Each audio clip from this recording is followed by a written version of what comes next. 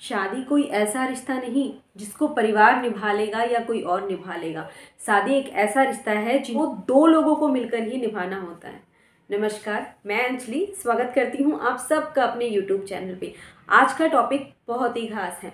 हम सब जानते हैं कि शादी को लेकर बहुत सारे लोगों में सिर्फ सुबह उठना, भागना, दौड़ना, इन चीज़ों में ही लगे रहते हैं। कभी खुद से बैठकर 2 मिनट भी ये सोचा है कि भगवान ने हमें यहाँ इस पृथ्वी पर, इस जगह, इस परिवार में ही क्यों जन्म दिया? और अगर जन्म दिया तो मुझे ऐसी पत्नी क्यों मिली, मुझे ऐसी पत्नी क्यों मिली जो मेरा ख्याल नहीं रखती, या फिर ऐसा पति क्यों मिला जो मेरा ख्याल नहीं रखता। तो शादी को निभाने से लेकर हम कुछ बातें यहाँ पे डिस्कस करेंगे। सबसे पहला पॉइंट, चेक करो कि आप फलाना फलाना फलाना पता नहीं कौन हमारे घर पर आया, मेरी पत्नी ने उसके लिए खाना नहीं बनाया, या फिर मेरी पत्नी उसकी रेस्पेक्ट नहीं करी, इस वजह से मैं अपनी पत्नी से लड़ाई कर रहा हूँ। क्यों? अगर घर में कोई तीसरा बंदा, चौथा बंदा या 10वां बंदा घर में आया है, पता नहीं कौन से गांव के, उसकी वजह से आप अपनी उस पत्नी से लड़ रहे हो जिसके साथ आपको हमेशा रहना है। क्यों? जरूरत नहीं है। चेक करो कहीं आप ये गलती तो नहीं कर रहे।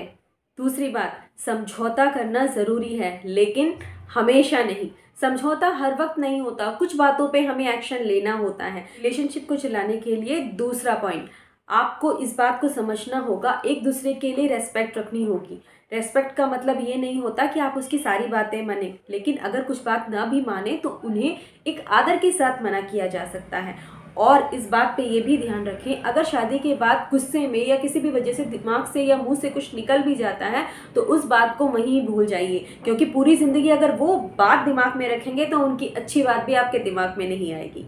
कई बार हम शादी के रिश्ते में सोच लेते हैं कि उसे तो पता है कि मैं उसको प्यार करता हूँ, मुझे ज़रूरत क्या है बोलने की। नहीं, जितना बार हो सके, जितनी बार आप बोल सके उतनी बार आई लव यू बोलिए, क्योंकि आई लव यू बोलने से उसे भी अच्छा लगता है। चाहे वो जानती है और हम ये सोचकर छोड़ देते हैं कि वो तो जानती तो है कि मैं उसे प्यार करता हूँ, लेकिन बोलने से जो इफेक्ट पड़ता है माइंड में और उसकी रिलेशनशिप में, वो शायद जानने में नहीं होता। क्या पता वो ना जानती हो और आपके जानने से वो बहुत ज़्यादा खुश हो सकती है। हाँ, ज़्यादा धूप भी पौधे को मार देती है और ज़्यादा बारिश भी पौधे को मार देती है। तो इस बात का ध्यान ज़्यादा रखें कि कहीं आप ज़रूरत से ज़्यादा तो प्यार नहीं कर रहे या फिर ज़रूरत से कम तो नहीं कर रहे। इसीलिए रिलेशनशिप को चलाने के लिए एक मेंटेनेंस का होना ज़रूरी है। प्यार भी ज़रूरी है और थोड़ी बहुत तकरार भी ज़रूरी है। तीसरी बात, उनकी कमियों को मत गिनाओ। उसको भी पता है कि मेरे अंदर ये कमी है, और कोई और आकर जब बोलता है ना कि तुम्हारे अंदर ये कमी है, ये कमी, तो उस टाइम बहुत ज़्यादा गुस्सा आता है और रिलेशनशिप में बहुत सारी मिसअंडरस्टैंडिंग क्रिएट हो जाती है। इसलिए उसको पता है, और सामने वाला भी आकर यही बोल रहा है तुम्हें ये कमी है, तुम्हें ये कमी है, तुम्हें। हाँ, कमियाँ होती हैं, हर इंसान में होती हैं, लेकिन ज़रूरी नहीं कि उन कमियों को हर वक्त गिनाया जाए। कमियों के बजाय अगर आप खूबियां गिनाएंगी तो शायद वो आपसे ज़्यादा प्यार करेंगे। हाँ, कमियों को सुधारा जा सकता है कुछ हद तक, और लेकिन उसको सुधारने के लिए भी आपको प्यार का सहारा लेना होगा। ज़रूरी नहीं कि हर वक्त आप कमियों को गिनाएं और फिर कमियों की वजह से आप एक दूसरे में दूरियां क्रिएट हो जाएं।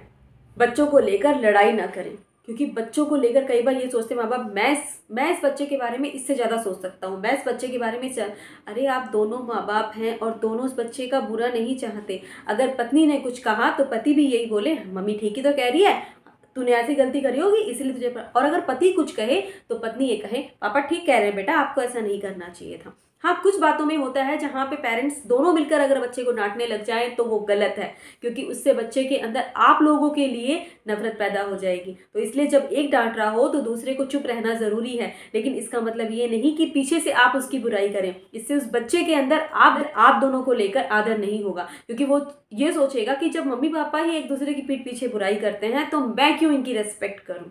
तो बच्चों को लेकर एक दूसरे के साथ कभी भी लड़ाई ना करें। और एक ज़रूरी बात, लाइफ को आगे अगर हैप्पीली गुजारना है ना तो बच्चे बन जाओ, क्योंकि बच्चे ही होते हैं जो लाइफ में किसी ने मारा, किसी ने कुछ कहा, किसी ने कुछ करा, सब कुछ भूल जाता है और दूसरे दिन वापस उसी बच्चे के साथ खेलने लग जाता है। अगर हम बच्चे बन जाएंगे तो शायद लाइफ बहुत ईजी हो जाएगी। बड़े बनने के बाद हमारी प्रॉब्लम ही यही हो जाती है, हम उसने मुझे ये कह दिया मैं उससे बात नहीं करूँगी, उसने मुझे मार दिया उसके पास तो जाना ही नहीं है, पुलिस केस कर दूंगी मैं उसके ऊपर। अगर बच्चे बन जाएंगे ना तो ये दिमाग बच्चों वाला बन जाएगा और हमें इतना सब सोचने की जरूरत नहीं पड़ेगी, लाइफ बहुत इजी हो सकती है।